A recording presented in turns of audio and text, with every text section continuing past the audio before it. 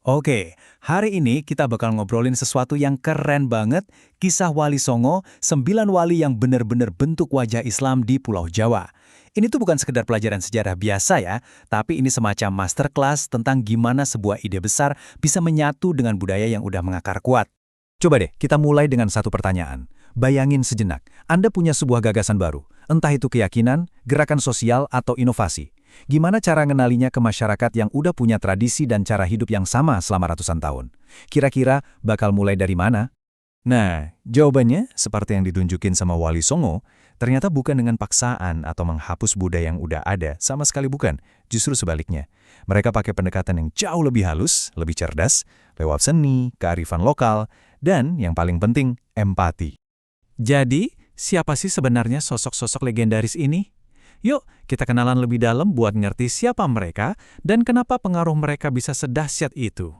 Gampangnya, Wali Songo itu secara harfiah artinya 9 wali. Kata wali itu asalnya dari waliullah, yang artinya bukan cuma orang suci, tapi seseorang yang dicintai dan dekat banget sama Tuhan. Dan Songo itu bahasa Jawa untuk angka 9.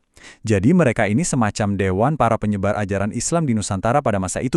Nah, ini dia nih kuncinya. Kekuatan mereka itu ada di peran gandanya.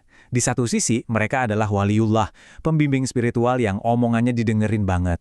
Tapi di sisi lain, mereka juga waliul amri, pemimpin masyarakat yang ikut ngatur urusan sehari-hari. Coba bayangin deh, seorang guru spiritual sekaligus gubernur. Kombinasi wibawa spiritual dan sosial inilah yang bikin ajaran mereka gampang banget diterima. Terus gimana cara mereka mulainya? Apa langsung bangun masjid-masjid megah? Ternyata enggak. Langkah pertama mereka justru membangun pondasi ilmu pengetahuan. Strategi pertama mereka, dan ini pinter banget, adalah investasi jangka panjang lewat pendidikan. Mereka mendirikan pesantren. Tujuannya bukan cuma ngajar, tapi buat mencetak generasi baru, kader-kader pemimpin masa depan yang bakal nerusin perjuangan mereka. Sunan Gresik itu ibaratnya yang pertama kali membuka jalan.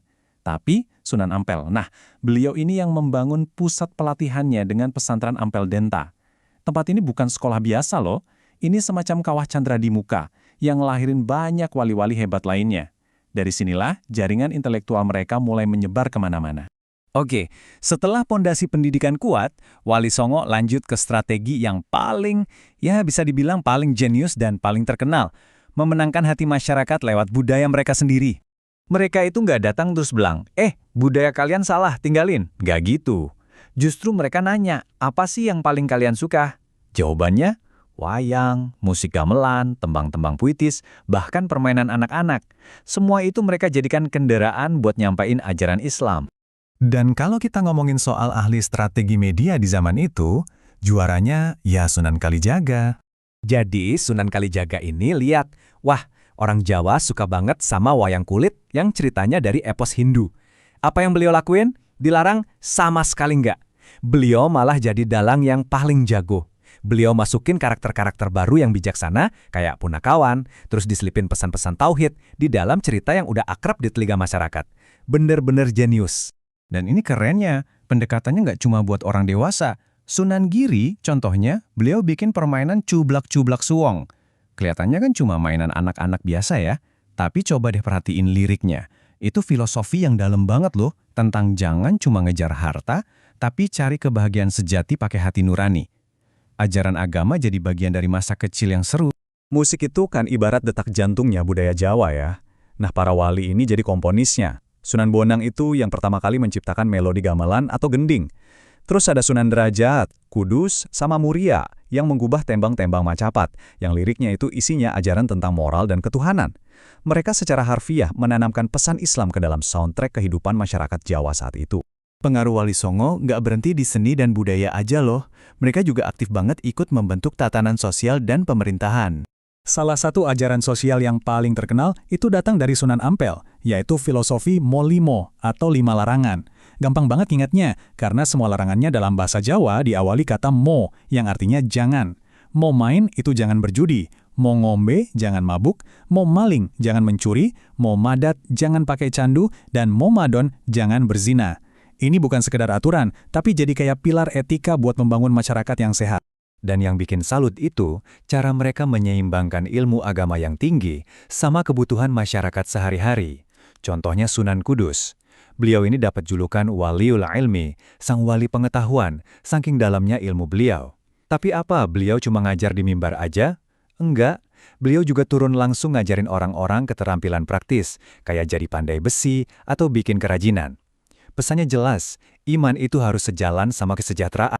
Bahkan, pengaruh mereka itu sampai ke level tertinggi kekuasaan. Mereka bukan sekedar penasihat pasif. Sunan Ampel itu salah satu arsitek utama di balik berdirinya kerajaan Islam Demak. Sunan Kalijaga jadi orang kepercayaan sultan. Mereka ini negarawan, bisa dibilang para founding fathers-nya kerajaan-kerajaan Islam pertama di Jawa. Oke, jadi dari semua ini, apa sih warisan terbesar Wali Songo? Yuk, kita rangkum poin-poin utamanya. Kalau ada satu kata buat ngerangkum seluruh strategi mereka, kata itu adalah akulturasi. Ingat ya, akulturasi, bukan eliminasi. Mereka nggak datang buat ngehapus budaya lama, justru sebaliknya. Mereka merangkul, memadukan, terus ngasih makna baru yang sejalan sama ajaran Islam. Hasilnya, ya bentuk Islam yang khas banget Nusantara. Yang adem, yang menyatu dengan budaya lokal. Inilah kenapa di Indonesia, khususnya di Jawa, kita bisa lihat perpaduan yang indah banget antara keyakinan dan tradisi yang masih hidup sampai sekarang. Dan ini nih yang jadi bahan renungan buat kita semua. Di zaman sekarang yang kayaknya semua serba terhubung, tapi kok ya gampang banget terpecah belah. Apa sih yang bisa kita ambil dari strategi empati budayanya Wali Songo? Di tengah perbedaan, gimana caranya kita ngenalin ide-ide baru, bukan dengan maksa, tapi dengan coba ngerti dulu, merangkul, dan ngebangun jembatan. Warisan mereka ini bukan cuma soal sejarah loh, mungkin ini juga soal masa depan kita bersama.